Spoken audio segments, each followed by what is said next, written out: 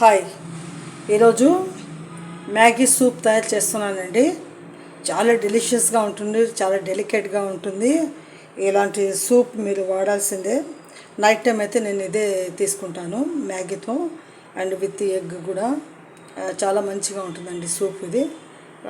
పచ్చిమిరపకాయలు, ఆ తర్వాత దీంట్లో కొత్తిమీర, పచ్చిమిరపకాయ, కోడిగుడ్డు, ఆ తర్వాత మ్యాగీ మసాలా ఇది వేస్తారండి. ఒక్క నిమిషం.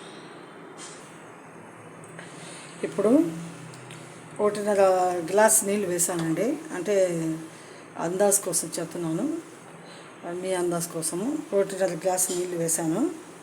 ఇప్పుడు దాంట్లోనే ఇది బాగా ఉడకాలన్నమాట. గట్టిగా ఉండకూడదు, నీళ్ళలాగా. ఆ తర్వాత కొంచెం లూజ్ లాగా ఉంటేనే దీనికి ఈ రెసిపీకి చాలా బాగుంటుంది. ఈ రెసిపీ ఇలా మీరు సూప్ చేసుకొని తింటే చాలా బాగుంటుందండి.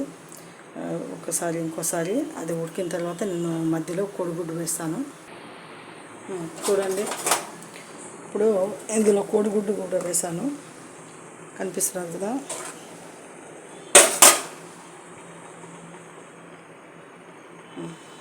కోడిగుడ్డు కూడా వేసానండి. పూర్తిగా కోడిగుడ్డు వేసాను. దాంట్లో ఉడికితే ఆ తర్వాత అందులో నుంచే కొంచెం అట్లా పీసెస్ లాగా చేసేసి అప్పుడు ఆ గుడ్డును తుంటలు చేసుకొని ఇందులో తింటే భలే ఉంటుంది. కొంచెము ఒక చుక్క నూనె కూడా వేద్దామండి, బాగుంటుంది. ఇందులో మరి ఏం లేకుండా ఉండదు, బాగుండదు. వేసేస్తాను, ఒక 3-4 చుక్కలు వేస్తాను, ఎక్కువ వద్దు, నూనె అవసరం లేదనమాట. ఇంకా బాగా అట్లే ఉడుకుతుంది ఇది, వాసన లేకుండా. చూడండి, సూప్ అన్నమాట, చాలా బాగుంటుంది.